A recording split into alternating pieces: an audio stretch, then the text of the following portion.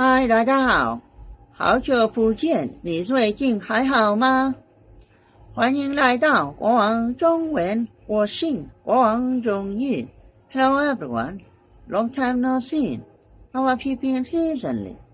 Welcome to King Chinese. I'm King Honor. Do you know how to say, Farah, what's wrong with you? Are you sick? By the way, I'm Halima.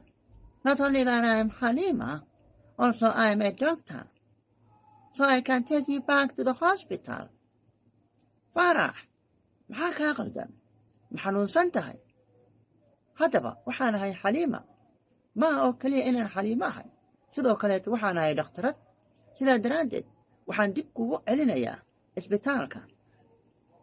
This is what we are going to say in Chinese. 法拉赫，你怎么了？不舒服吗？你知道吗？我是哈利玛，不但哈利玛，而且我是医生，所以我送你回医院吧。我们走吧。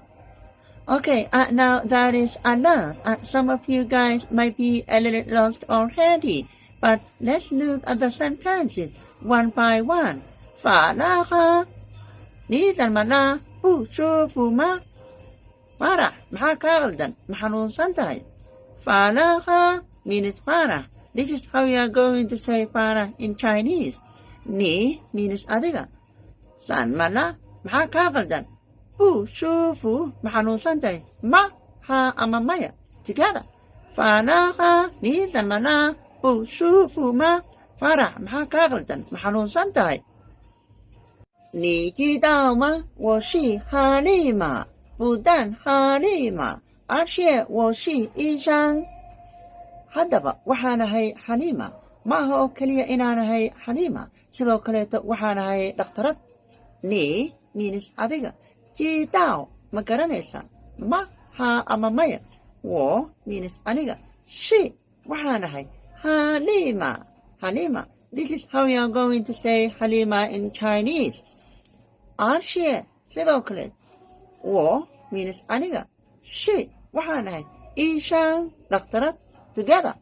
你知道吗？我是哈利玛，不但哈利玛，而且我是医生。haddaba waxaan ahay Xaliima. Ma aha oo keliya inaan ahay Xaliima, sidoo kaleeto waxaan ahay dhakhtarad. 所以我送你回医院吧。sidaa awgeed waxaan dib kugu celinayaa isbitaalka. 所以 means sidaa awgeed ama sidaa darteed.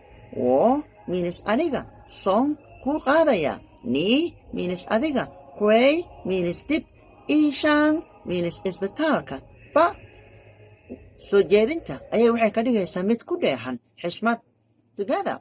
所以我送你回医院吧。sidaa daraaddeed waxaan dib kugu celinayaa isbitaalka. Let's move on to the next expression. 我们走吧。ina mari. 我们 means annaga. So ina mari. ba soo jeedinta ayaa waxay ka dhigaysaa mid ku dheexan xishmad. Together. 我们走吧 means let's go. ina mari. All right.